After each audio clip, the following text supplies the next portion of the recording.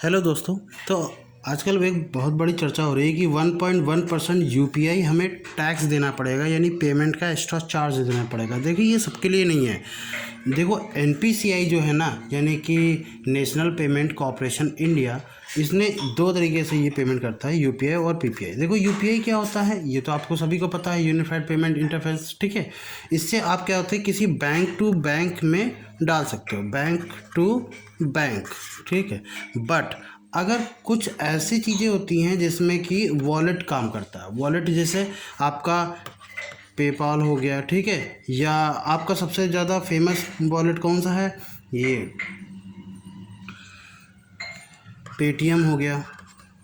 ठीक है, ये क्या कहते हैं कि आप मेरे एक अंदर वैलेट है, ठीक है, आप पैसे क्या करो, वैलेट में डालो, और उस वैलेट में जब भी आपका मन करे तो उस वॉलेट से खर्चा करो। आप डायरेक्टली बैंक का यूज़ मत करो, यानी बैंक से हर बार क्यों खाता में इधर से उधर पैसा ट्रांसफ़र करना जाना। आप सीधा सीधा अपने अंदर एक मोबाइल में वैलेट रख लो, डिजिटल वैलेट, और उससे आप पेमेंट करो। तो सरकार ने यानी आरबीआई ने अभी कहा है कि भाई जो ये जो वैलेट रखते हैं ना जितने भी एप्लीकेशन में, ये अगर ट्रांसफ़र करेंगे तो इसमें क्या करना पड़ेगा, 1.1% का इनको टैक्स देना पड़ेगा। और ये किसको देना पड़ेगा, इसको नहीं कि जो ये रखे हुए है, जो मर्चेंट होगा ना, मर्चेंट व्यापारी, ये उनको देना पड़ेगा। और ये सबके लिए अलग अलग है, 1.1% मिनिमम है।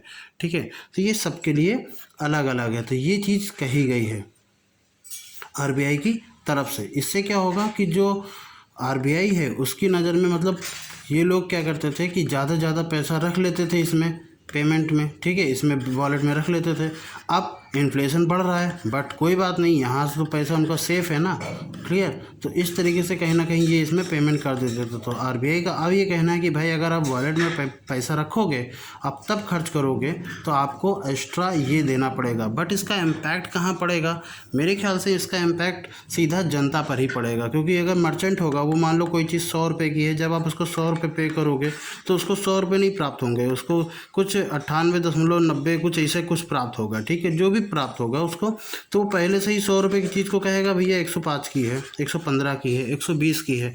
आपको एक्स्ट्रा पहले से ही, या पहले से ही कर दे कि नहीं, हमको ये इसका टैक्स देना पड़ेगा, आप इसका 100 रुपये ये हो गया, और इसका टैक्स जो 1.1% का कटेगा ये हो गया। तो कुल मिलाकर के आप हमें 101 रुपये, 101 रुपये हमें मतलब दो वॉलेट में। तो ये कहीं ना कहीं ये चीज़ देखने को मिलेगी। देखते हैं ये कहाँ तक अवेलेबल रहता है। फिलहाल जो 1.1% का जो आ रहा है, अगर आप गूगल पे से पे कर रहे हैं, कहीं से भी पे कर रहे हैं, तो इस पर कोई भी दिक्कत नहीं है। इस पर आपका कोई भी, यानी कुल मिलाकर के बैंक टू बैंक अगर पैसा पहुंच रहा है तो उस पर कोई भी टैक्स नहीं कट रहा है। और अगर बैंक से वॉलेट में या वॉलेट से बैंक में कहीं भी ऐसा कहीं पहुंच रहा है तो फिर आपका टैक्स कटेगा। ये है पूरी इन्फॉर्मेशन।